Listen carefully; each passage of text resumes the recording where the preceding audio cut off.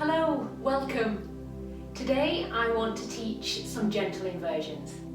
Inversions, or being upside down, are an excellent way to reduce tiredness, boost immunity, and just all-round general well-being can be served by getting upside down. However, teaching Sarvangasana and Shirshasana, that shoulder stand and headstand, really should be done in person with a certified teacher. So here I'm going to show a really gentle version of shoulder stand, Sarvangasana, using the chair, and we're going to do Ardha Viparita Karani, which is half Viparita Karani or legs up the wall, again using the chair. So I hope you enjoyed this practice, and let's get started. So our practice today will include the practice of Iyengar Yoga, and then we're going to do an invigorating self-massage to ease that fatigue even further. For the practice, you will need a bolster and a blanket, a chair. This is a yoga chair, and obviously is the best type of chair for this practice. As long as your chair is really sturdy and similar to this one though, that should work well. And also I have an extra mat. If you don't have an extra mat, you can use the mat that you already have on the floor. Okay, let's get started then.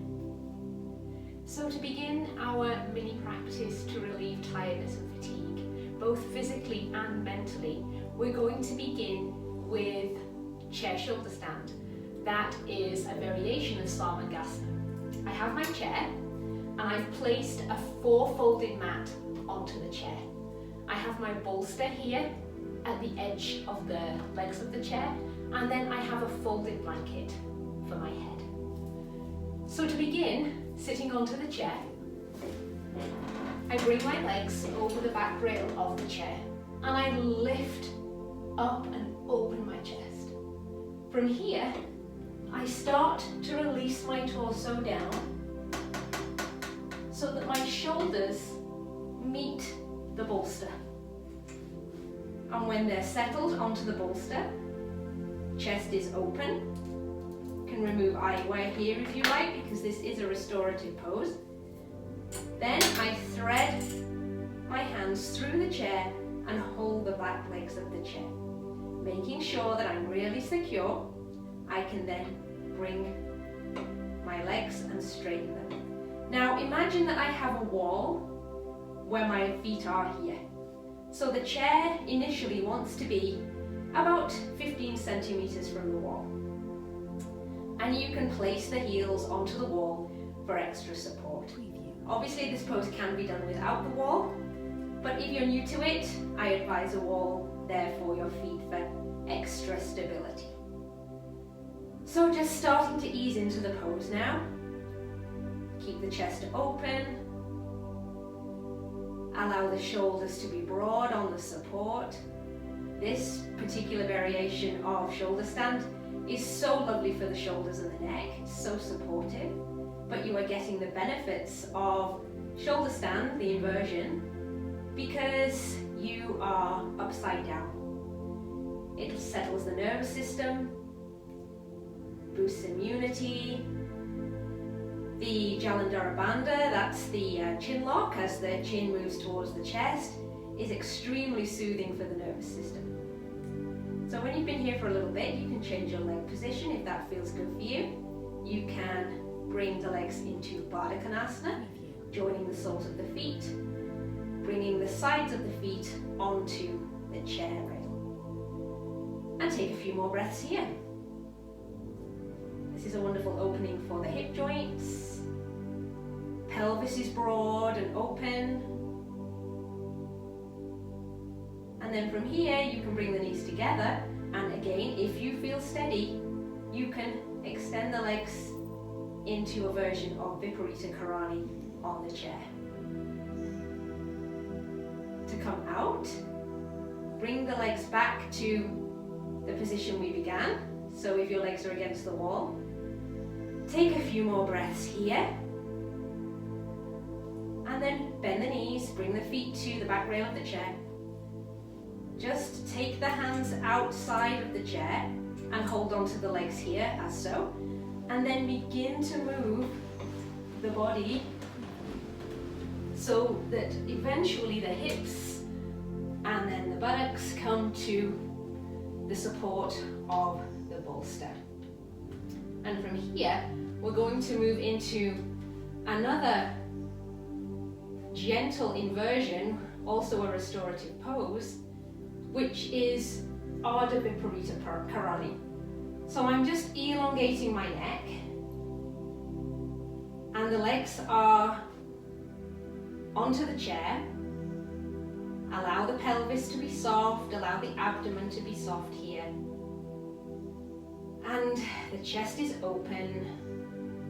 You can bring the hands to the abdomen if that feels good, or you can then release the hands out to the side as you would in Shavasana if that is a more relaxing position for you.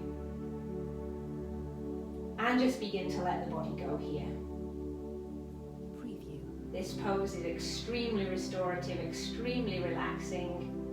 Still has the benefits of an inversion, as the heart is a little higher than the head.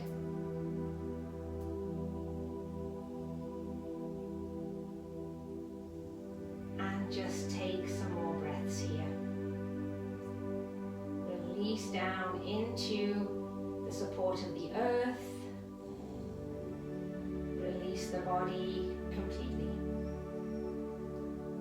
Can change the leg position in this particular pose if you want to work on that hip opening, or if that feels like a relaxing pose for you, you can join the soles of the feet here on the edge of the chair.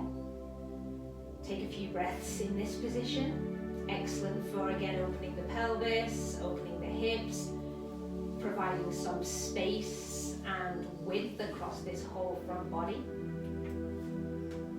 Or if you prefer the legs as they were, then that's fine too. And then taking a few more breaths here before we transition into Shavasana. To do this, bring your feet to the edge of the seat of the chair and gently lift the hips and remove the bolster. You can elongate the hips here and take your bolster and place it onto the legs if that sort of weight is something that feels good to you. You can elongate the neck again, making sure that the low back feels good. If it feels at all like it isn't too happy, you can just lift the hips and move the buttocks away. And that will provide length for your low back. And then you can bring the arms out wide. Palms are open towards the ceiling. Begin to let go.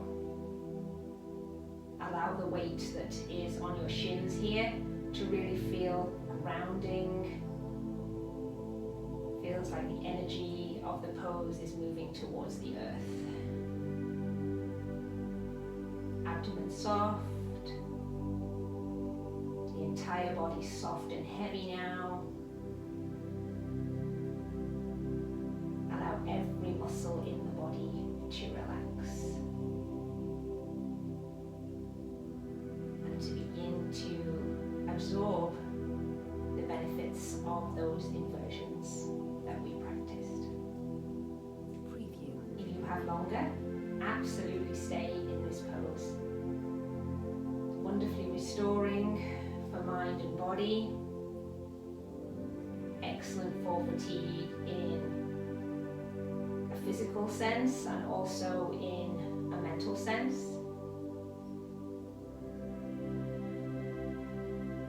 And then to transition out of this pose, firstly, just very gently move the bolster from your shins, and you can bring the feet to the edge of the chair again and just clasp the hands and bring the knees a little bit in towards the chest. If it feels good, you can even just here sort of move from side to side just a little bit. A little tiny massage for the low back. And then carefully roll onto the side.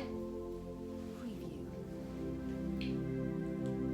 spend a couple of breaths just here. Gaze is down towards the ground. And then slowly push the body up to a seated position. Now, we're going to move into some self-massage to relieve that fatigue even further. So moving into the self-massage portion of our practice, we're going to begin by creating some energy. So first of all, if you wear glasses, you can remove them for this, and begin to rub the hands together vigorously. You want to create some heat and some energy in those palms. And then take the hands and place them over the eyes, the forehead, and the cheeks. And start to really feel both that energy starting to activate, and also the heat and the warmth that you created there, and allow that to begin to soften the muscles of the forehead, the eyes, around the cheekbones. Then gently move the hands down the face, jaw to the chin. Following that energy, we're going to bring some energy and life to the scalp. Now, I think for this, I'm going to need to remove my little pigtails because this little part of the massage is pretty messy for the hair, and I'm also going to just take my earrings because we're going to do some massage for the ears also. So in the same way that we created the heat through the palms, we're going to create a little bit of heat now in the scalp. So just start to circle into the scalp, a little bit like when you're shampooing your hair. So not necessarily a very smooth motion like this, but a little bit more vigorous, and into every area of the scalp. And it is messy for the hair. We have to comb it later. Really bring some energy and invigorate that area of the head. Then, tidying the hair a little bit before we move on, we're going to move to the ears. When we massage the ears, not only does it feel good, but it actually brings a response of both soothing and energizing. So, not too difficult in the way that we want to massage these ears today. Just generally some circles from the top of the ear, and you can just bring it all the way down to the earlobe, and then repeat again. From the top of the ear, little circles between the thumb and the first finger, all the way down to the lobe. From here, take the finger and thumb again and just begin to pull the ear, just gently, not too much, away from the head, out in following the direction that the ear takes, down and then in. And then we'll do that again. Lift and gently pull all the way down to the earlobe. And then to finish, just take the earlobe, give it a few little circles again, and then pull down and release.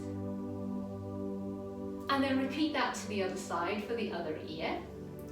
And to finish, create that energy again. Really rub the hands together, and this time we're going to take it again over the eyes. And breathe.